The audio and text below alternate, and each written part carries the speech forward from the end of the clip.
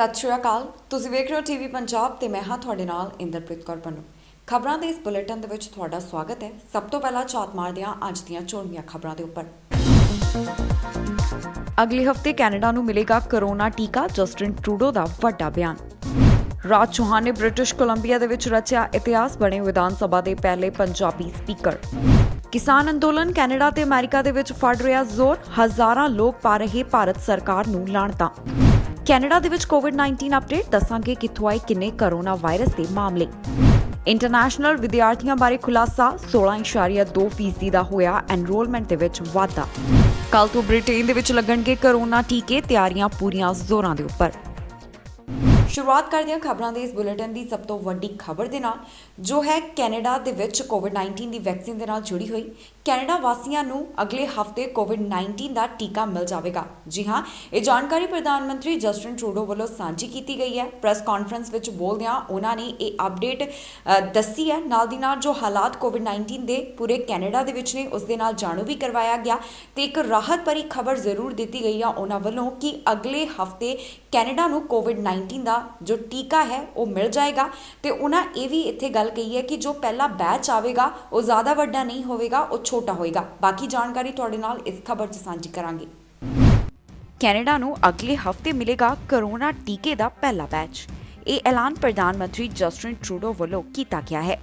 ਇਸ ਦਾ ਮਤਲਬ ਹੈ ਕਿ ਕੈਨੇਡਾ ਵਾਸੀਆਂ ਦਾ ਲੰਬੇ ਸਮੇਂ ਤੋਂ ਜੋ ਕੋਵਿਡ-19 ਵੈਕਸੀਨ ਦੇ ਲਈ ਇੰਤਜ਼ਾਰ ਕੀਤਾ ਜਾ ਰਿਹਾ ਸੀ, ਉਹ ਹੁਣ ਖਤਮ ਹੋ ਗਿਆ ਹੈ, ਕਿਉਂਕਿ ਹੁਣ ਕੈਨੇਡਾ ਵਾਸੀਆਂ ਨੂੰ ਅਗਲੇ ਹਫਤੇ ਕੋਵਿਡ-19 ਦਾ ਇਹ ਟੀਕਾ ਮਿਲਣ ਵਾਲਾ ਹੈ। ਪ੍ਰੈਸ ਕਾਨਫਰੰਸ ਵਿੱਚ ਬੋਲਦਿਆਂ ਜਸਟਿਨ ਟਰੂਡੋ ਨੇ ਮੌਜੂਦਾ ਕੋਵਿਡ-19 ਦੇ ਹਾਲਾਤਾਂ ਬਾਰੇ ਜਾਣਕਾਰੀ ਸਾਂਝੀ ਕੀਤੀ। ਪ੍ਰਧਾਨ ਮੰਤਰੀ ਨੇ ਕੋਵਿਡ ਵੈਕਸੀਨ ਦੇ ਬਾਰੇ ਵਿੱਚ ਇਨਫੋਰਮੇਸ਼ਨ ਦਿੱਤੀ। ਉਹਨਾਂ ਕਿਹਾ ਕਿ ਕੁਝ 100,000 ਡੋਜ਼ਸ ਫਾਈਜ਼ਰ ਕੋਵਿਡ ਟੀਕੇ ਦੀਆਂ ਕੈਨੇਡਾ ਨੂੰ ਇਸ ਸਾਲ ਦੇ ਆਖਿਰ ਤੋਂ ਪਹਿਲਾਂ ਮਿਲ ਜਾਣਗੀਆਂ, ਜਾਣੀ ਕਿ 2,49,000 ਡੋਜ਼ਸ 2 ਡੋਜ਼ ਵੈਕਸੀਨ ਦੀਆਂ ਕੈਨੇਡਾ ਦੇ ਹੱਥ ਦੇ ਵਿੱਚ ਹੋਣਗੀਆਂ। ਪਹਿਲੀਆਂ ਡੋਜ਼ਸ ਐਲਬਰਟਾ, ਮੈਨੀਟੋਬਾ, ਓਨਟਾਰੀਓ ਤੇ ਕਿਊਬੈਕ ਦੇ ਵਿੱਚ ਪਹੁੰਚਾਈਆਂ ਜਾਣਗੀਆਂ, ਕਿਉਂਕਿ ਇੱਥੇ ਕਰੋਨਾ ਦੇ ਵੱਧ ਮਾਮਲੇ ਦੇਖਣ ਨੂੰ ਮਿਲ ਰਹੇ ਨੇ ਤੇ ਕੰਪਨੀ ਸਿੱਧੇ ਤੌਰ ਦੇ ਉੱਪਰ ਇਹ ਟੀਕੇ 14 ਡਿਸਟ੍ਰੀਬਿਊਸ਼ਨ ਸੈਂਟਰਸ ਨੂੰ ਪਹੁੰਚਾਵੇਗੀ। ਹਾਲ ਹੀ ਦੇ ਵਿੱਚ ਫਾਈਜ਼ਰ ਵੱਲੋਂ ਕਿਹਾ ਗਿਆ ਸੀ ਕਿ ਜਿਵੇਂ ਹੀ ਕੈਨੇਡਾ ਕਰੋਨਾ ਟੀਕੇ ਨੂੰ ਮਨਜ਼ੂਰੀ ਦੇਵੇਗਾ, ਉਸ ਦੇ 24 ਘੰਟਿਆਂ ਬਾਅਦ ਹੀ ਵੈਕਸੀਨ ਕੈਨੇਡਾ ਨੂੰ ਪਹੁੰਚਾ ਦਿੱਤੀ ਜਾਵੇਗੀ। From day one of this crisis, our government's top priority has been protecting people around the country. Since March, we've procured billions of pieces of PPE and secured millions of rapid tests, which we have sent to the provinces and territories to get to the front lines. We've also provided tens of billions of dollars to the provinces and territories for healthcare, essential workers, and school safety. We're using every tool in the toolbox to keep people safe and get Canada through the storm. It's been a difficult year, and we're not out of the crisis yet. But now, vaccines are coming. Notre objectif est de fournir un vaccin sécuritaire et efficace aux Canadiens le plus tôt possible. Lors de la dernière rencontre avec les premiers ministres, le ministre Leblanc leur a parlé de la nécessité de travailler ensemble avec les provinces et territoires, ainsi qu'avec les communautés autochtones pour assurer le déploiement du vaccin. Il y a une semaine et demie, on a également annoncé la mise sur pied d'un centre national des opérations par l'entremise de l'Agence de la santé publique qui est appuyé par les forces armées canadiennes. Le major général Fortin dirige la coordination et la logistique, et je sais qu'il possède le savoir-faire dont on a besoin. We are facing the largest immunization in the history of our country. This is no small task, which is why we have a clear plan. Our government, through the National Operations Centre, has been working with the provinces and territories to ensure that we're ready to roll out vaccine doses as soon as they're approved and delivered. On procurement of these vaccines, Minister Anand and her team have been working tirelessly to secure the most diverse portfolio of vaccines in the world, and today we see those efforts paying off. Canada has secured an agreement with Pfizer to begin early delivery of doses of their vaccine candidate. We are now contracted to receive up to 249,000 of our initial doses of Pfizer-BioNTech's COVID-19 vaccine in the month of December. Pending Health Canada approval, the first shipment of doses is tracking for delivery next week. Shipments will continue to arrive into 2021 with millions of doses on the way. This will move us forward on our whole timeline of vaccine rollout and is a positive development in getting Canadians protected as soon as possible. Pfizer, the Public Health Agency, and the provinces are working together to finalize preparations at the first 14 vaccination sites this week. I want to assure Canadians that any vaccine approved in Canada will be safe and effective. The regulatory process is ongoing and experts are working around the clock. They will uphold Canada's globally recognized gold standard for medical approvals. Britain ਦੇ ਵਿੱਚ ਕੱਲ ਤੋਂ ਕੋਵਿਡ-19 vaccination ਸ਼ੁਰੂ ਹੋਏਗੀ, ਜਾਣੀ ਕਿ ਟੀਕਾਕਰਨ ਦਾ ਇਹ ਪ੍ਰੋਗਰਾਮ ਕੱਲ ਤੋਂ ਉੱਥੇ ਸ਼ੁਰੂ ਹੋਣ ਜਾ ਰਿਹਾ ਹੈ। ਇਸ ਵਿੱਚ ਪਹਿਲਾਂ ਜਿਨ੍ਹਾਂ ਨੂੰ ਟੀਕਾ ਲਗਾਇਆ ਜਾਏਗਾ ਉਹ ਫਰੰਟਲਾਈਨ ਵਾਰੀਅਰਸ ਨੇ, ਬਾਕੀ ਹੈਲਥ ਵਰਕਰਸ ਨੇ ਤੇ ਜਿਹੜੇ ਬਜ਼ੁਰਗ ਨੇ ਉਹਨਾਂ ਨੂੰ ਸਭ ਤੋਂ ਪਹਿਲਾਂ ਇਹ ਜਿਹੜਾ ਕੋਵਿਡ-19 ਦਾ ਵੈਕਸੀਨ ਸ਼ੁਰੂਆਤ ਬ੍ਰਿਟੇਨ ਦੇ ਵਿੱਚ ਕੱਲ ਤੋਂ ਕੀਤੀ ਜਾ ਰਹੀ ਹੈ ਉਸ ਨੂੰ ਲਗਾਇਆ ਜਾਏਗਾ। ਸੋ ਫਾਈਜ਼ਰ ਕੰਪਨੀ ਵੱਲੋਂ ਆਪਣੀ ਵੈਕਸੀਨੇਸ਼ਨ ਦੇ ਪ੍ਰੋਗਰਾਮ ਵਾਸਤੇ ਟੀਕੇ ਜਿਹੜੇ ਨੇ ਉਹਨਾਂ ਨੂੰ ਭੇਜ ਦਿੱਤਾ ਗਿਆ ਹੈ। ਕੱਲ ਤੋਂ ਬ੍ਰਿਟੇਨ ਦੇ ਵਿੱਚ ਕੋਵਿਡ-19 ਵੈਕਸੀਨੇਸ਼ਨ ਲੱਗਣੀ ਸ਼ੁਰੂ ਹੋ ਜਾਵੇਗੀ। ਅਜਿਹੇ ਦੇ ਵਿੱਚ ਕੋਵਿਡ-19 ਟੀਕਾਕਰਨ ਪ੍ਰੋਗਰਾਮ ਦੀਆਂ ਤਿਆਰੀਆਂ ਜ਼ੋਰਾਂ-ਸ਼ੋਰਾਂ ਦੇ ਨਾਲ ਚੱਲ ਰਹੀਆਂ ਨੇ। ਇਸ ਦੇ ਚੱਲਦਿਆਂ ਬੈਲਜੀਅਮ ਤੋਂ ਲਿਆਂਦੇ ਗਏ ਫਾਈਜ਼ਰ ਬਾਇਓਟੈਕ ਕੋਵਿਡ-19 ਟੀਕਿਆਂ ਨੂੰ ਤੈਅ ਸਥਾਨਾਂ ਦੇ ਉੱਪਰ ਪਹੁੰਚਾਇਆ ਜਾ ਚੁੱਕਾ ਹੈ। ਬ੍ਰਿਟੇਨ ਦੀ ਨੈਸ਼ਨਲ ਹੈਲਥ ਸਰਵਿਸ ਦੇ ਟੌਪ 50 ਹਸਪਤਾਲ ਵੈਕਸੀਨੇਸ਼ਨ ਪ੍ਰੋਗਰਾਮ ਦੀਆਂ ਤਿਆਰੀਆਂ ਦੇ ਵਿੱਚ ਲੱਗੇ ਹੋਏ ਹਨ।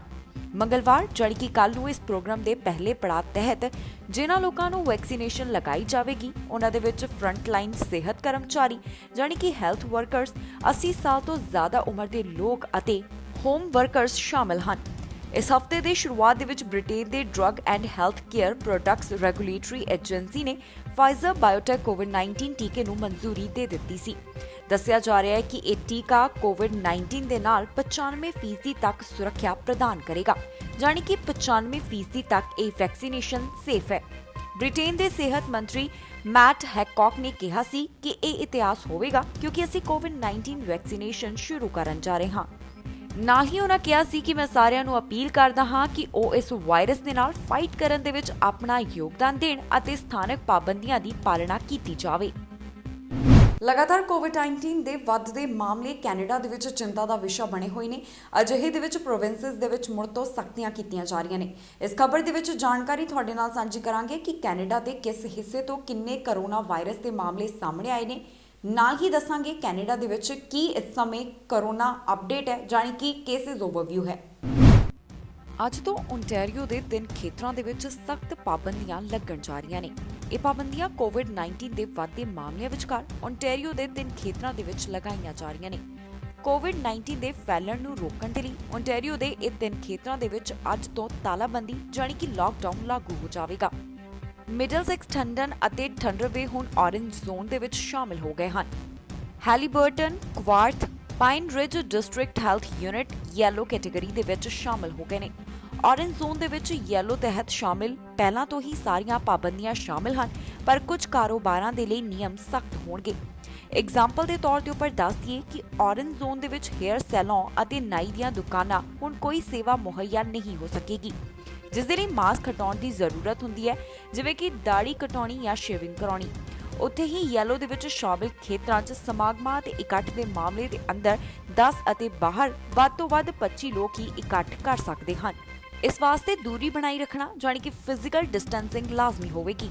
ਪਬਲਿਕ ਫੰਕਸ਼ਨਸ ਦੇ ਅੰਦਰ ਹੋ ਰਹੇ ਪ੍ਰੋਗਰਾਮ ਦੇ ਵਿੱਚ 50 ਲੋਕ ਅਤੇ ਬਾਹਰ ਹੋ ਰਹੇ 100 ਲੋਕ ਸ਼ਾਮਿਲ ਹੀ ਹੋ ਸਕਦੇ ਹਨ। ਇਹ ਪਾਬੰਦੀਆਂ ਘੱਟੋ-ਘੱਟ 28 ਦਿਨਾਂ ਤੱਕ ਲਾਗੂ ਰਹਿਣਗੀਆਂ। ਸੋ ਕੋਵਿਡ-19 ਦੇ ਚੱਲਦਿਆਂ ਇਸ ਤਰ੍ਹਾਂ ਦੇ ਕਦਮ ਚੁੱਕੇ ਜਾ ਰਹੇ ਨੇ, ਜਿੱਥੇ ਮੁੜ ਤੋਂ ਕੁਝ ਖੇਤਰਾਂ ਦੇ ਵਿੱਚ ਪ੍ਰੋਵਿੰਸਸ ਦੇ ਵਿੱਚ ਸਖਤੀਆਂ ਕੀਤੀਆਂ ਜਾ ਰਹੀਆਂ ਨੇ ਤਾਂ ਕਿ ਕੋਵਿਡ-19 ਦੇ ਕੇਸਿਸ ਨੂੰ ਰੋਕਿਆ ਜਾਵੇ। ਸਟੈਟਿਸਟਿਕਸ ਕੈਨੇਡਾ ਵੱਲੋਂ ਇੱਕ ਰਿਪੋਰਟ ਜਾਰੀ ਕੀਤੀ ਗਈ ਹੈ। ਇਹ ਰਿਪੋਰਟ ਜਾਰੀ ਕੀਤੀ ਗਈ ਹੈ ਇੰਟਰਨੈਸ਼ਨਲ ਸਟੂਡੈਂਟਸ ਦੇ ਬਾਰੇ ਵਿੱਚ ਕਿ ਉਹਨਾਂ ਦੀ ਐਨਰੋਲਮੈਂਟ ਵਿੱਚ ਕਿੰਨਾ ਵਾਧਾ ਹੋਇਆ ਹੈ ਜਾਂ ਫਿਰ ਡੋਮੈਸਟਿਕ ਸਟੂਡੈਂਟਸ ਦੇ ਵਿੱਚ ਕਿੰਨਾ ਘਾਟਾ ਹੋਇਆ। ਸੋ ਇਸ ਰਿਪੋਰਟ ਵਿੱਚ ਪਾਇਆ ਗਿਆ ਕਿ 16.2% ਦੇ ਨਾਲ ਇੰਟਰਨੈਸ਼ਨਲ ਸਟੂਡੈਂਟਸ ਜਾਣੀ ਕਿ ਜੋ ਅੰਤਰਰਾਸ਼ਟਰੀ ਸਟੂਡੈਂਟਸ ਨੇ ਉਹਨਾਂ ਦੀ ਐਨਰੋਲਮੈਂਟ ਦੇ ਵਿੱਚ ਵਾਧਾ ਦੇਖਿਆ ਗਿਆ।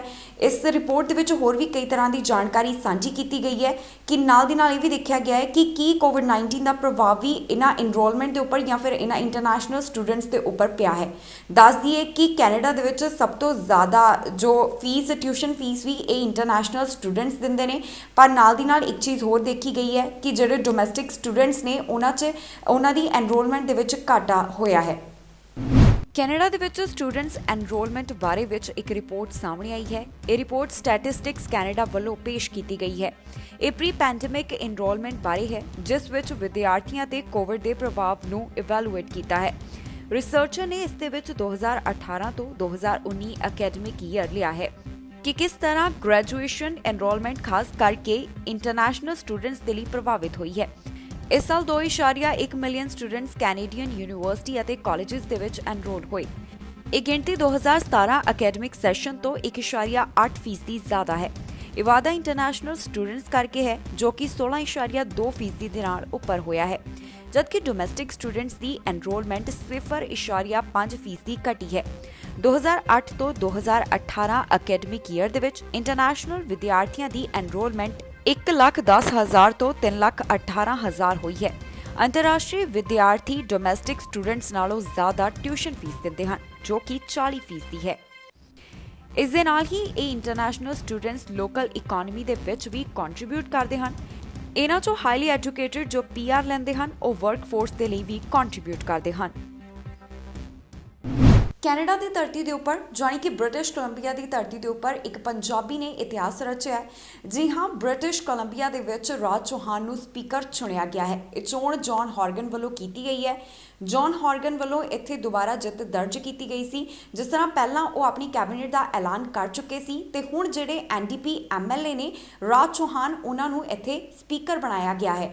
ਸੋ ਦੱਸ ਦਈਏ ਕਿ ਰਾਜ ਚੌਹਾਨ ਦਾ ਪਰਿਵਾਰ ਕਾਫੀ ਸਮਾਂ ਪਹਿਲਾਂ ਕੈਨੇਡਾ ਦੇ ਵਿੱਚ ਆਇਆ ਸੀ। ਇਸ ਮੌਕੇ ਦੇ ਉੱਪਰ ਉਹਨਾਂ ਨੇ ਆਪਣਾ ਪਿਛਲਾ ਜਿਹੜਾ ਸਫ਼ਰ ਹੈ ਉਸਨੂੰ ਜ਼ਰੂਰ ਯਾਦ ਕੀਤਾ ਹੈ। ਉਹਨਾਂ ਕਿਹਾ ਕਿ ਪਹਿਲਾਂ ਫਾਰਮਸ ਦੇ ਵਿੱਚ ਕੰਮ ਉਹਨਾਂ ਦੇ ਪਰਿਵਾਰ ਵੱਲੋਂ ਕੀਤਾ ਜਾ ਰਿਹਾ ਸੀ ਤੇ ਹੁਣ ਜਿਹੜੇ ਹਾਲਾਤ ਨੇ ਉਸਨੂੰ ਦੇਖਦਿਆਂ ਉਹ ਇਹ ਕਹਿਣਾ ਚਾਹੁੰਦੇ ਨੇ ਕਿ ਫੋਰ ਫਾਦਰਸ ਜਿਹੜੇ ਨੇ ਉਹਨਾਂ ਵੱਲੋਂ ਜਿਹੜੇ ਉਹਨਾਂ ਦੇ ਫੋਰ ਫਾਦਰਸ ਨੇ ਉਹਨਾਂ ਨੇ ਕਦੇ ਵੀ ਹਿੰਮਤ ਨਹੀਂ ਹਾਰੀ। ਜੋ ਆਪਣਾ ਰੁਤਬਾ ਕਾਇਮ ਕਰਨ ਦੀ ਜੰਗ ਹਮੇਸ਼ਾ ਉਹਨਾਂ ਵੱਲੋਂ ਜਾਰੀ ਰੱਖੀ ਗਈ ਹੈ। ਇਸ ਮੌਕੇ ਦੇ ਉੱਪਰ ਜੌਨ ਹੌਰਗਨ ਵੱਲੋਂ ਵੀ ਰਾਜ ਚੌਹਾਨ ਨੂੰ ਮੁਬਾਰਕਬਾਦ ਆਖੀ ਗਈ ਹੈ। ਪੰਜਾਬੀਆਂ ਵੱਲੋਂ ਕੈਨੇਡਾ ਦੀ ਧਰਤੀ ਦੇ ਉੱਪਰ ਇੱਕ ਹੋਰ ਇਤਿਹਾਸ ਸਿਰਜਿਆ ਗਿਆ ਹੈ। ਵਰਨਵੀ ਦੇ NDP MLA Raj Chauhan British Columbia ਦੇ ਸਪੀਕਰ ਚੁਣੇ ਗਏ ਹਨ। ਅਜਿਹਾ ਪਹਿਲੀ ਵਾਰ ਹੋਇਆ ਹੈ ਕਿ ਕੋਈ ਸਾਊਥ ਏਸ਼ੀਅਨ ਜਾਣੀ ਕਿ ਪੰਜਾਬੀ ਬ੍ਰਿਟਿਸ਼ ਕੋਲੰਬੀਆ ਸਪੀਕਰ ਬਣਿਆ ਹੋਵੇ। ਦੱਸ ਦਈਏ ਕਿ ਪ੍ਰੀਮੀਅਰ ਜੌਨ ਹੌਰਗਨ ਦੇ ਬ੍ਰਿਟਿਸ਼ ਕੋਲੰਬੀਆ ਦੇ ਵਿੱਚ ਦੁਬਾਰਾ ਚੁਣੇ ਜਾਣ ਬਾਅਦ ਇਹ ਲੈਜਿਸਲੇਚਰ ਦਾ ਪਹਿਲਾ ਸੈਸ਼ਨ ਹੋਵੇਗਾ। ਚੌਹਾਨ ਦਾ ਪਰਿਵਾਰ 1973 ਦੇ ਵਿੱਚ ਕੈਨੇਡਾ ਆਇਆ ਸੀ ਤੇ ਸਭ ਤੋਂ ਪਹਿਲਾਂ ਉਹਨਾਂ ਨੇ ਬ੍ਰਿਟਿਸ਼ ਕੋਲੰਬੀਆ ਫਾਰਮਸ ਦੇ ਵਿੱਚ ਕੰਮ ਕੀਤਾ। ਹੌਰਗਨ ਨੇ ਇਸ ਮੌਕੇ ਦੇ ਉੱਪਰ ਚੌਹਾਨ ਨੂੰ ਮੁਬਾਰਕਬਾਦ ਆਖੀ ਹੈ। ਉਹਨਾਂ ਚੌਹਾਨ ਬਾਰੇ ਕਿਹਾ ਕਿ ਇਹ ਇਤਿਹਾਸਿਕ ਮੂਮੈਂਟ ਹੈ ਕਿ ਪਹਿਲਾ ਸਿੱਖ, ਪਹਿਲਾ ਪੰਜਾਬੀ ਬੋਲਣ ਵਾਲਾ ਲੈਜਿਸਲੇਚਰ ਦਾ ਸਪੀਕਰ ਬਣਿਆ ਹੋਵੇ। ਚੌਹਾਨ ਨੇ ਵੀ ਕਿਹਾ ਕਿ ਉਹਨਾਂ ਦੇ ਲਈ ਇਹ ਮਾਣ ਵਾਲੀ ਗੱਲ ਹੈ। ਉਹਨਾਂ ਪੁਰਾਣਾ ਸਮਾਂ ਯਾਦ ਕਰਦਿਆਂ ਕਿਹਾ ਕਿ ਇੱਕ ਵੇਲਾ ਸੀ ਜਦੋਂ ਇਸ ਰੰਗ ਦੇ ਲੋਕਾਂ ਨੂੰ ਬਿਲਡਿੰਗ ਦੇ ਵਿੱਚ ਦਾਖਲ ਨਹੀਂ ਹੋਣ ਦਿੱਤਾ ਜਾਂਦਾ ਸੀ, ਪਰ ਸਾਡੇ ਫੋਰ ਫਾਦਰਸ ਨੇ ਕਦੇ ਹਿੰਮਤ ਨਹੀਂ ਹਾਰੀ ਤੇ ਆਪਣੇ ਹੱਕਾਂ ਦੀ ਲੜਾਈ ਜਾਰੀ ਰੱਖੀ। ਦੱਸੀਏ ਕਿ ਚੌਹਾਨ ਨੇ ਡਾਰਲ ਪੈਲਕਸ ਨੂੰ ਰਿਪਲੇਸ ਕੀਤਾ ਹੈ ਤੇ ਹੁਣ ਰਾਜ ਚੌਹਾਨ ਬ੍ਰਿਟਿਸ਼ ਕੋਲੰਬੀਆ ਦੇ ਪਹਿਲੇ ਸਾਊਥ ਏਸ਼ੀਅਨ ਸਪੀਕਰ ਬਣ ਗਏ ਹਨ। ਮਿਸ਼ੀਗਨ ਤੋਂ ਇੱਕ ਅਜਿਹੀ ਖਬਰ ਸਾਹਮਣੇ ਆਈ ਹੈ ਜਿੱਥੇ ਆਪਣੇ ਹੀ ਬੱਚਿਆਂ ਦਾ ਮਾਂ ਵੱਲੋਂ ਕਤਲ ਕੀਤਾ ਗਿਆ ਹੈ। ਦੱਸ ਦਈਏ ਕਿ ਕਾਫੀ ਲੰਬਾ ਸਮਾਂ ਲੱਗ ਗਿਆ ਇਹਨਾਂ ਬੱਚਿਆਂ ਦੇ ਕਾਤਲ ਨੂੰ, ਜਾਣੀ ਕਿ ਜੋ ਇਸ ਦੇ ਵਿੱਚ ਮਾਂ ਦੋਸ਼ੀ ਪਾਈ ਗਈ ਹੈ ਉਸ ਨੂੰ ਲੱਭਣ ਦੇ ਵਿੱਚ। ਪੁਲਿਸ ਵੱਲੋਂ ਇਸ ਮਾਮਲੇ ਦੇ ਨਾਲ ਸੰਬੰਧਿਤ ਸਾਰੀ ਜਾਣਕਾਰੀ ਸਾਂਝੀ ਕੀਤੀ ਗਈ ਹੈ ਕਿ ਕਿਸ ਤਰ੍ਹਾਂ ਉਹਨਾਂ ਨੂੰ ਪਤਾ ਲੱਗਿਆ ਹੈ ਕਿ ਜੋ ਜੁੜਵਾ ਬੱਚੇ ਸੀ ਨਵਜੰਮੇ, ਜਿਨ੍ਹਾਂ ਦਾ ਕਤਲ ਕਰ ਦਿੱਤਾ ਗਿਆ ਸੀ, ਕੂੜੇਦਾਨ ਚੋਂ ਇਹ ਬੱਚੇ ਮਿਲੇ ਸੀ, ਇਸ ਦਾ ਕਾਤਲ ਕੌਣ ਹੈ। ਸੋ ਮਾਂ ਨੂੰ ਇਸ ਦੇ ਵਿੱਚ ਦੋਸ਼ੀ ਪਾਇਆ ਗਿਆ ਹੈ। ਬਾਕੀ ਤੁਹਾਡੇ ਨਾਲ ਜਾਣਕਾਰੀ ਪੂਰੀ ਡਿਟੇਲ 'ਚ ਇਸ ਖਬਰ ਅੰਦਰ ਸਾਂਝੀ ਕਰਾਂਗੇ। ਮਿਸ਼ੀਗਨ ਤੋਂ ਇੱਕ ਅਜਿਹਾ ਮਾਮਲਾ ਸਾਹਮਣੇ ਆਇਆ ਜਿੱਥੇ ਕਿ ਮਮਤਾ ਸ਼ਰਮਸਾਰ ਹੋਈ ਹੈ, ਜਾਣੀ ਕਿ ਨਵਜੰਮੇ ਜੁੜਵਾ ਬੱਚਿਆਂ ਦੀ ਕਾਤਲ ਉਹਨਾਂ ਦੀ ਮਾਂ ਹੀ ਨਿਕਲੀ। ਮਿਸ਼ੀਗਨ ਪੁਲਿਸ ਨੇ ਲਗਭਗ 17 ਸਾਲ ਪਹਿਲਾਂ ਦੋ ਨਿਊਬੌਰਨ ਜੁੜਵਾ ਬੱਚਿਆਂ ਦੇ ਕਤਲ ਦੇ ਵਿੱਚ ਇੱਕ ਅਨਰਿਜ਼ੋਲਵਡ ਕੇਸ ਨੂੰ ਸੁਲਝਾਉਣ ਦੇ ਵਿੱਚ ਸਫਲਤਾ ਹਾਸਲ ਕੀਤੀ ਹੈ। ਇਸ ਮਾਮਲੇ ਦੇ ਵਿੱਚ ਪਾਇਆ ਗਿਆ ਕਿ ਬੱਚਿਆਂ ਦਾ ਕਤਲ ਉਹਨਾਂ ਦੀ ਮਾਂ ਨੇ ਹੀ ਕੀਤਾ ਹੈ। ਪੁਲਿਸ ਅਨੁਸਾਰ ਮਿਸ਼ੀਗਨ ਵਾਸੀ ਇਸ ਔਰਤ ਨੇ 2003 ਦੇ ਵਿੱਚ ਆਪਣੇ ਨਵਜੰਮੇ ਜੁੜਵਾ ਮੁੰਡਿਆਂ ਦਾ ਕਤਲ ਕਰਕੇ ਫਿਰ ਉਹਨਾਂ ਦੀਆਂ ਲਾਸ਼ਾਂ ਨੂੰ ਕੂੜੇਦਾਨ ਦੇ ਵਿੱਚ ਸੁੱਟ ਦਿੱਤਾ ਸੀ। ਪੁਲਿਸ ਵੱਲੋਂ 41 ਸਾਲਾ ਐਂਟੀਨੇਟ ਬਰਲੀ ਨੂੰ ਕਈ ਸਾਲਾਂ ਬਾਅਦ ਇਸ ਕੇਸ ਦੇ ਵਿੱਚ ਗ੍ਰਿਫਤਾਰ ਕੀਤਾ ਗਿਆ ਹੈ ਅਤੇ ਇਸ ਮਾਮਲੇ ਦੇ ਵਿੱਚ ਉਸਦੇ ਪਹਿਲੇ ਦਰਜੇ ਦੇ ਕਤਲ ਦੇ 2 ਦੋਸ਼ ਲਗਾਏ ਗਏ ਹਨ। ਪੁਲਿਸ ਦੀ ਜਾਣਕਾਰੀ ਅਨੁਸਾਰ 2003 ਦੇ ਵਿੱਚ ਮਿਡਵੇ 에ਅਰਪੋਰਟ ਦੇ ਉੱਤਰ ਵਿੱਚ ਇੱਕ ਕੂੜਾ ਚੁੱਕਣ ਵਾਲੇ ਨੂੰ ਕੂੜੇਦਾਨ ਦੇ ਵਿੱਚੋਂ 2 ਬੱਚਿਆਂ ਦੀਆਂ ਲਾਸ਼ਾਂ ਮਿਲੀਆਂ। ਇੱਕ ਰਿਪੋਰਟ ਅਨੁਸਾਰ ਬੱਚੇ ਜ਼ਿੰਦਾ ਪੈਦਾ ਹੋਏ ਸਨ ਪਰ ਉਹਨਾਂ ਦੀ ਹੱਤਿਆ ਕੀਤੀ ਗਈ ਸੀ। ਉਸ ਸਮੇਂ ਅਧਿਕਾਰੀਆਂ ਦੁਆਰਾ ਇਸ ਮਾਮਲੇ ਦੀ ਇੱਕ ਐਕਸਟੈਂਸਿਵ ਇਨਵੈਸਟੀਗੇਸ਼ਨ ਕੀਤੀ ਗਈ ਪਰ ਕੋਈ ਸਬੂਤ ਨਾ ਹੋਣ ਕਰਕੇ ਕੇਸ ਠੰਡੇ ਬਸਤੇ ਵਿੱਚ ਪੈ ਗਿਆ। ਜਦਕਿ 2018 ਦੇ ਵਿੱਚ ਇਸ ਕੇਸ ਨੂੰ ਦੁਬਾਰਾ ਖੋਲ ਕੇ ਜਾਸੂਸਾਂ ਨੇ ਘਟਨਾ ਵਾਲੀ ਥਾਂ ਤੋਂ ਬੱਚਿਆਂ ਨੂੰ ਪ੍ਰਾਪਤ ਕੀਤੇ ਹੋਏ DNA ਸੈਂਪਲਾਂ ਨੂੰ ਬਰਲੀ ਦੇ ਸੈਂਪਲਾਂ ਦੇ ਨਾਲ ਮਿਲਾਉਣ ਦੇ ਲਈ ਮਿਸ਼ੀਗਨ ਦੇ ਹਾਲੈਂਡ ਵਿੱਚ ਉਸਦੇ ਘਰ ਤੱਕ ਪਹੁੰਚ ਕੀਤੀ। ਇਸ ਦੇ ਰਿਜ਼ਲਟ ਦੇ ਤੌਰ ਦੇ ਉੱਪਰ ਪੁਲਿਸ ਨੇ ਕਿਹਾ ਕਿ ਇਹ 2003 ਦੇ ਵਿੱਚ ਹੋਏ ਕਤਲਾਂ ਦੇ DNA ਦੇ ਨਾਲ ਮਿਲਦੇ ਹਨ। ਇਹਨਾਂ ਸਬੂਤਾਂ ਦੇ ਆਧਾਰ ਦੇ ਉੱਪਰ ਇਸ ਔਰਤ ਨੂੰ ਹਿਰਾਸਤ ਦੇ ਵਿੱਚ ਲੈ ਕੇ ਅਗਲੀ ਕਾਰਵਾਈ ਸ਼ੁਰੂ ਕੀਤੀ ਗਈ ਹੈ। ਪਰ ਵਾਕਈ ਇੱਥੇ ਕਹਿਣਾ ਬਣਦਾ ਹੈ ਕਿ ਇਸ ਤਰ੍ਹਾਂ ਦੀਆਂ ਘਟਨਾਵਾਂ ਦੇ ਨਾਲ ਮਮਤਾ ਸ਼ਰਮਸਾਰ ਹੋ ਜਾਂਦੀ ਹੈ। ਕਿਸਾਨ ਅੰਦੋਲਨ ਸਿਰਫ ਭਾਰਤ ਤੱਕ ਹੀ ਸੀਮਤ ਨਹੀਂ ਰਿਹਾ ਬਲਕਿ ਵਿਦੇਸ਼ਾਂ ਦੇ ਵਿੱਚ ਵੀ ਇਹ ਰੋਸ ਪ੍ਰਦਰਸ਼ਨ ਲਗਾਤਾਰ ਕੀਤਾ ਜਾ ਰਿਹਾ ਹੈ।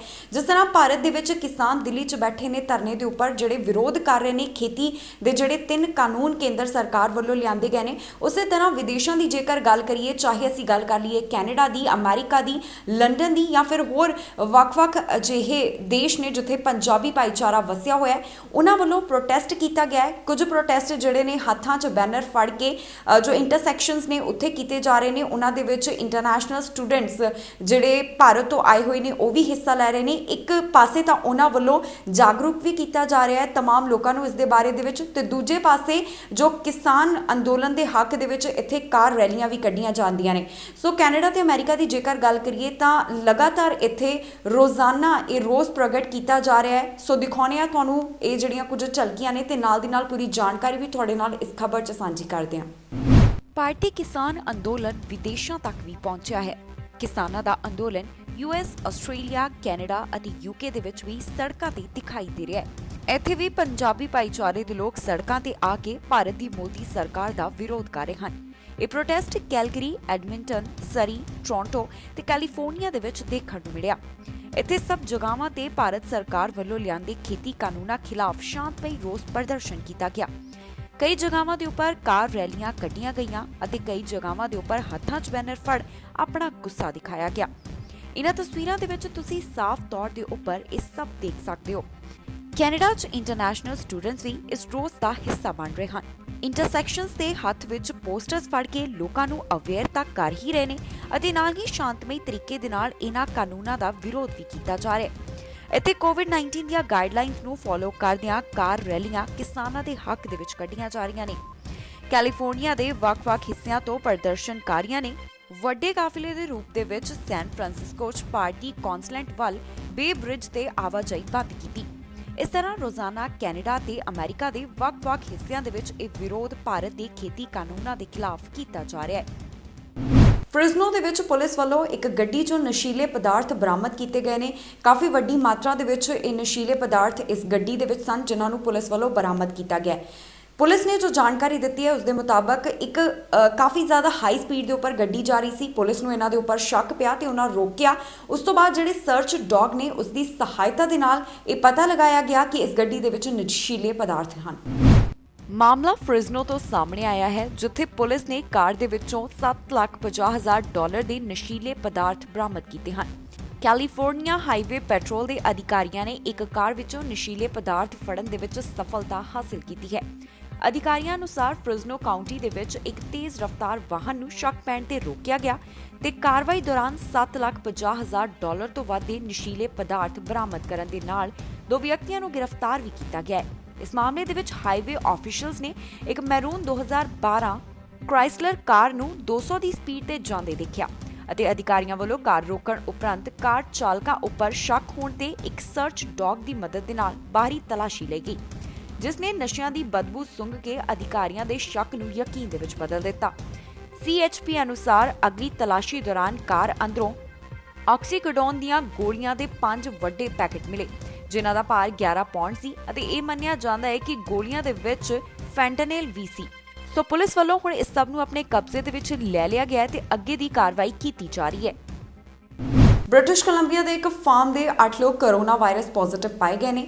ਅਜਿਹੇ ਦੇ ਵਿੱਚ ਜੋ ਇਸ ਫਾਰਮ ਵਿੱਚ ਜਾਨਵਰ ਰੱਖੇ ਗਏ ਸੀ ਉਹਨਾਂ ਦੇ ਵੀ ਕਰੋਨਾ ਟੈਸਟ ਕੀਤੇ ਜਾ ਰਹੇ ਨੇ।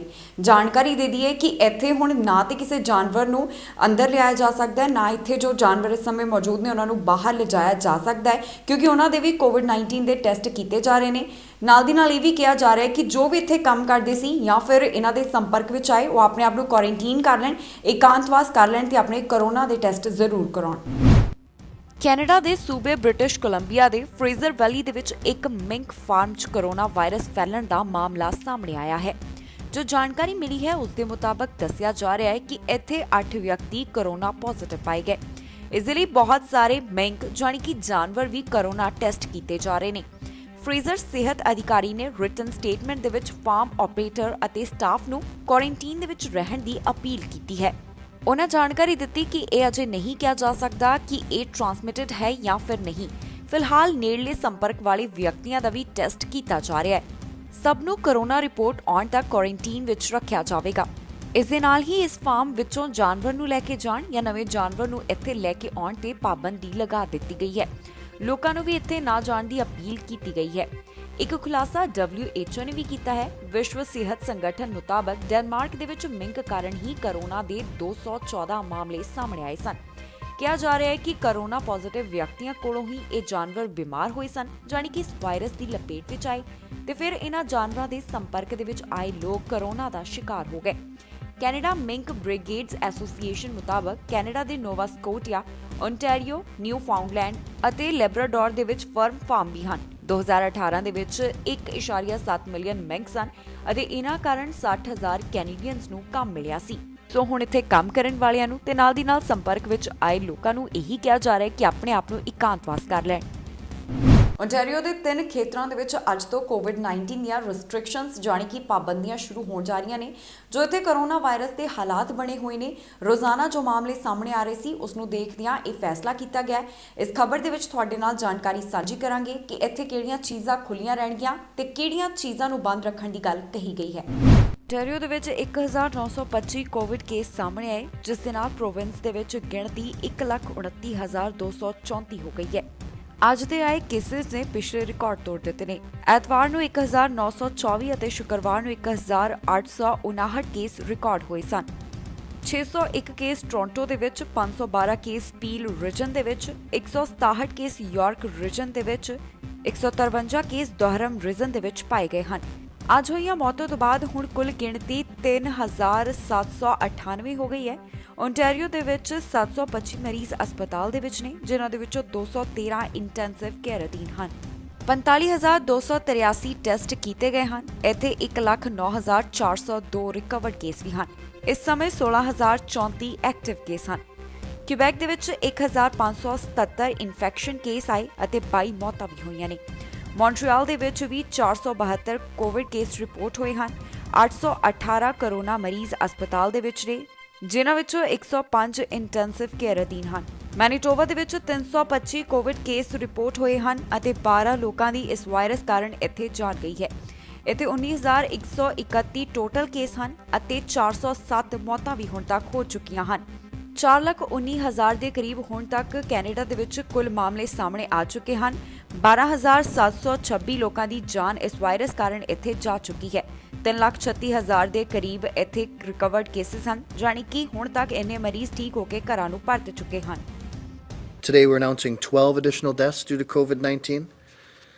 This includes a female in her 60s from Southern Health Santé Sud, linked to the outbreak at Health Science Centre at GA3. A female in her 70s from Southern Health Santé Sud. A male in his 70s from Prairie Mountain Health Region, linked to the outbreak at Grandview Personal Care Home. A female in her 70s from Interlake Health.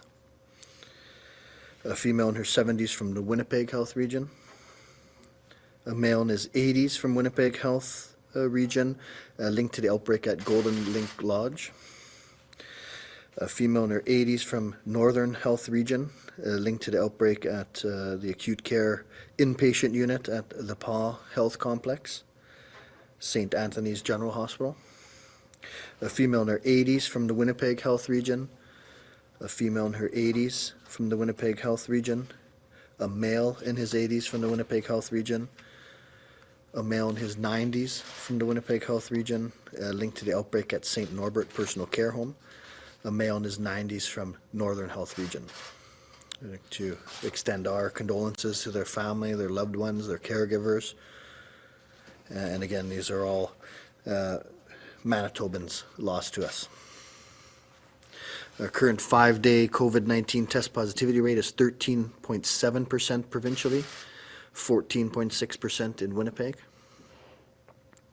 325 new cases of the virus have been identified as of 9:30 a.m.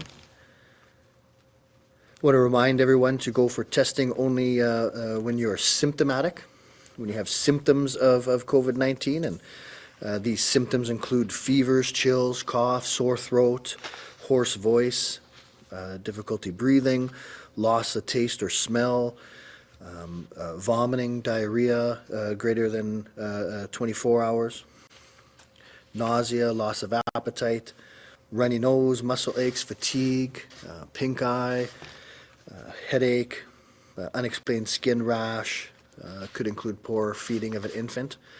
So again, we want people attending our test sites only if you've been directed to by public health or if you have any of those symptoms. ਜੋ Biden ਵੱਲੋਂ America ਦੇ ਵਿੱਚ ਸਿਹਤ ਮੰਤਰੀ ਦੀ ਚੋਣ ਕੀਤੀ ਗਈ ਹੈ। ਅਜਿਹੇ ਦੇ ਵਿੱਚ ਜ਼ੇਵੀਅਰ ਬਸੇਰਾ ਨੂੰ ਜੋ ਸਿਹਤ ਮੰਤਰੀ ਹੈ ਉਹ ਬਣਾਇਆ ਗਿਆ ਹੈ। ਕੈਲੀਫੋਰਨੀਆ ਦੇ ਅਟਾਰਨੀ ਜਨਰਲ ਸਿਹਤ ਮੰਤਰੀ ਦੀ ਚੋਣ ਕਰ ਲਈ ਗਈ ਹੈ। ਅਮਰੀਕਾ ਦੇ ਨਵੇਂ ਚੁਣੇ ਗਏ ਰਾਸ਼ਟਰਪਤੀ ਜੋ ਬਾਈਡਨ ਨੇ ਕੈਲੀਫੋਰਨੀਆ ਦੇ ਅਟਾਰਨੀ ਜਨਰਲ ਜ਼ੇਵੀਅਰ ਬਸੇਰਾ ਨੂੰ ਸਿਹਤ ਮੰਤਰੀ ਬਣਾਇਆ ਹੈ। ਬਸੇਰਾ ਅਫੋਰਡੇਬਲ ਹੈਲਥ ਦੇਖਭਾਲ ਸੰਬੰਧੀ ਕਾਨੂੰਨ ਦੇ ਸਪੋਰਟਰ ਰਹੇ ਹਨ ਅਤੇ ਹੁਣ ਉਹ ਬਾਈਡਨ ਐਡਮਿਨਿਸਟ੍ਰੇਸ਼ਨ ਦੇ ਵਿੱਚ ਕੋਰੋਨਾ ਵਾਇਰਸ ਖਿਲਾਫ ਦੇਸ਼ ਦੀ ਮੁਹਿੰਮ ਦੇ ਵਿੱਚ ਇੱਕ ਇੰਪੋਰਟੈਂਟ ਰੋਲ ਨਿਭਾਉਣਗੇ। ਸੈਨੇਟ ਦੀ ਮਨਜ਼ੂਰੀ ਮਿਲਣ ਪਿੱਛੋਂ ਬਸੇਰਾ ਅਜਿਹੇ ਪਹਿਲੇ ਲਤੀਨੀ ਅਮਰੀਕੀ ਹੋਣਗੇ ਜੋ health and human services department ਦੀ ਅਗਵਾਈ ਕਰਨਗੇ। ਇਹ ਵਿਭਾਗ 13 ਕਰੋੜ ਤੋਂ ਜ਼ਿਆਦਾ ਅਮਰੀਕੀ ਨਾਗਰਿਕਾਂ ਦੇ ਲਈ ਦਵਾਈ ਅਤੇ ਟੀਕਾ, ਮਾਡਰਨ ਮੈਡੀਕਲ ਰਿਸਰਚ, ਸਿਹਤ ਬੀਮਾ ਪ੍ਰੋਗਰਾਮਾਂ ਦੇ ਲਈ ਕੰਮ ਕਰਦਾ ਹੈ। ਇਸ ਵਿਭਾਗ ਦਾ ਬਜਟ 1000 ਅਰਬ ਡਾਲਰ ਤੋਂ ਜ਼ਿਆਦਾ ਹੈ। ਇਸ ਵਿੱਚ 80,000 ਕਰਮਚਾਰੀ ਹਨ। ਟਰੰਪ ਪ੍ਰਸ਼ਾਸਨ ਨੇ ਹਾਲ ਹੀ ਦੇ ਵਿੱਚ ਓਬਾਮਾ ਕੇਅਰ ਨੂੰ ਖਤਮ ਕਰਨ ਦਾ ਯਤਨ ਕੀਤਾ ਸੀ, ਪਰੰਤੂ ਕੈਲੀਫੋਰਨੀਆ ਦੇ ਅਟਾਰਨੀ ਜਨਰਲ ਦੇ ਤੌਰ ਦੇ ਉੱਪਰ ਬਸੇਰਾ ਨੇ ਇਸ ਦਾ ਬਚਾਅ ਕੀਤਾ। ਹੁਣ ਇਹ ਮਾਮਲਾ ਅਮਰੀਕਾ ਦੀ ਸੁਪਰੀਮ ਕੋਰਟ ਦੇ ਵਿੱਚ ਹੈ, ਜਿਸ ਦੇ ਅਗਲੇ ਸਾਲ ਫੈਸਲੇ ਆਉਣ ਦੀ ਸੰਭਾਵਨਾ ਹੈ। ਸਾਬਕਾ ਡੈਮੋਕ੍ਰੇਟ ਐਮਪੀ ਬਸੇਰਾ ਨੇ 2009 ਤੋਂ 2010 ਦੌਰਾਨ ਸਾਬਕਾ ਰਾਸ਼ਟਰਪਤੀ ਬਰੈਕ ਓਬਾਮਾ ਦੇ ਸਿਹਤ ਕਾਨੂੰਨ ਨੂੰ ਉਤਸ਼ਾਹ ਦੇਣ ਦੇ ਲਈ ਮਹੱਤਵਪੂਰਨ ਭੂਮਿਕਾ ਨਿਭਾਈ ਸੀ। ਸੋ ਇਸ ਦੇ ਨਾਲ ਹੀ ਜਾਂਦੇ ਇੱਕ ਵਾਰ ਫਿਰ ਤੋਂ ਝਾਤ ਮਾਰਦੇ ਹਾਂ ਅੱਜ ਦੀਆਂ ਚੋਣ ਦੀਆਂ ਖਬਰਾਂ ਦੇ ਉੱਪਰ। ਅਗਲੇ ਹਫਤੇ ਕੈਨੇਡਾ ਨੂੰ ਮਿਲੇਗਾ ਕੋਰੋਨਾ ਟੀਕਾ, ਜਸਟਿਨ ਟਰੂਡੋ ਦਾ ਵੱਡਾ ਬਿਆਨ। ਰਾਜ ਚੌਹਾਨ ਨੇ ਬ੍ਰਿਟਿਸ਼ ਕੋਲੰਬੀਆ ਦੇ ਵਿੱਚ ਰਚਿਆ ਇਤਿਹਾਸ, ਬਣੇ ਵਿਧਾਨ ਸਭਾ ਦੇ ਪਹਿਲੇ ਪੰਜਾਬੀ ਸਪੀਕਰ। ਕਿਸਾਨ ਅੰਦੋਲਨ ਕੈਨੇਡਾ ਤੇ ਅਮਰੀਕਾ ਦੇ ਵਿੱਚ ਫੜ ਰਿਹਾ ਜ਼ੋਰ, ਹਜ਼ਾਰਾਂ ਲੋਕ ਪਾ ਰਹੇ ਭਾਰਤ ਸਰਕਾਰ ਨੂੰ ਲਾਹਣਤਾਂ। ਕੈਨੇਡਾ ਦੇ ਵਿੱਚ ਕੋਵਿਡ-19 ਅਪਡੇਟ, ਦੱਸਾਂਗੇ ਕਿੱਥੋਂ ਆਏ ਕਿੰਨੇ ਕੋਰੋਨਾ ਵਾਇਰਸ ਦੇ ਮਾਮਲੇ। ਇੰਟਰਨੈਸ਼ਨਲ ਵਿਦਿਆਰਥੀਆਂ ਬਾਰੇ ਖੁਲਾਸਾ, 16.2% ਦਾ ਹੋਇਆ ਐਨਰੋਲਮੈਂਟ ਦੇ ਵਿੱਚ ਵਾਧਾ। ਕੱਲ ਤੋਂ ਬ੍ਰਿਟੇਨ ਦੇ ਵਿੱਚ ਲੱਗਣਗੇ ਕੋਰੋਨਾ ਟੀਕੇ, ਤਿਆਰੀਆਂ ਪੂਰੀਆਂ ਜ਼ੋਰਾਂ ਦੇ ਉੱਪਰ। ਖਬਰਾਂ ਦੇ ਇਸ ਬੁਲੇਟਿਨ ਦੇ ਵਿੱਚ ਇੰਨਾ ਹੀ। ਨਵੀਆਂ ਤੇ ਤਾਜ਼ੀਆਂ ਖਬਰਾਂ ਲੈ ਕੇ ਫਿਰ ਤੋਂ ਹਾਜ਼ਰ ਹੋਵਾਂਗੇ। ਫਿਲਹਾਲ ਮੈਨੂੰ ਇੰਦਰਪ੍ਰੀਤ ਕੌਰ ਪੰਨੂ ਨੂੰ ਦਿਓ ਇਜਾਜ਼ਤ ਤੇ ਤੁਸੀਂ ਵੇਖਦੇ ਰਹੋ ਟੀਵੀ ਪੰਜਾਬ।